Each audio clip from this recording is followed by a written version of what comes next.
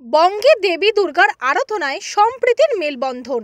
সুবর্ণরেখার পাড়ে মহামিলনের পুজোর বেদি। নদীর তীরে খোলা বাতাসে এগরা গ্রামের দুই হিন্দু ও মুসলিম সম্প্রদায়ের উদ্যোগে হচ্ছে দেবী দুর্গার আরাধনা। নদী পার্শ্ববর্তী 11টি গ্রামের মানুষের পরিচালনায় এই সার্বজনীন পুজো হয়। ঝাড়গ্রাম জেলার বেলিয়াবেড়া থানার সুবর্ণরেখা নদীর তীরে অবস্থিত মহাপাল গ্রাম এবার 61 বছরে পড়ল এই মহাপাল সার্বজনীন দুর্গোৎসব পুজো কমিটির পুজো। প্রতিবারের মতো এবারেও পুজো কমিটির সভাপতি, সম্পাদক, কোষাধ্যক্ষ সহ এই পুজোর অন্যান্য দায়িত্বে মুসলিম ও হিন্দু সম্প্রদায়ের মানুষজন রয়েছেন। পুজো কমিটির হিন্দু সম্প্রদায়ের সদস্যরা জানান, দুটি সম্প্রদায়ের মানুষ মিলে হয় এই পুজো। আবার এই পুজোতে মুসলিম সম্প্রদায়ের মানুষজন এখানে মায়ের প্রসাদও খান। এই পুজোর 5 কিলোমিটারের মধ্যে আর কোনো পুজো নেই, তাই নদী পার্শ্ববর্তী এলাকার মানুষের কাছে এই পুজোর গুরুত্বই আলাদা।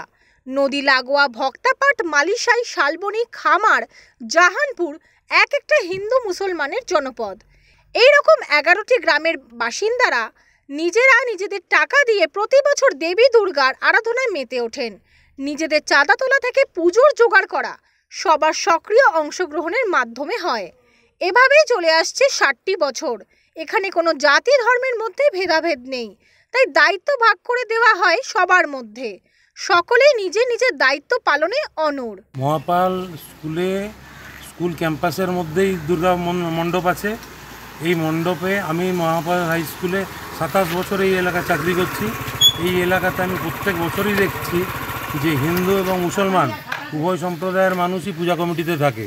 এমনকি মুসলিম সম্প্রদায়ের মানুষরা পুজোর কাজকর্মের সঙ্গে লিপ্ত শুধু নন, তারা প্রসাদও খান একসঙ্গে এবং প্রসাদ বিলি সব কিছুতেই মুসলিম সম্প্রদায়ের মানুষও একসঙ্গেই সমবেতভাবে সব কাজকর্ম করেন।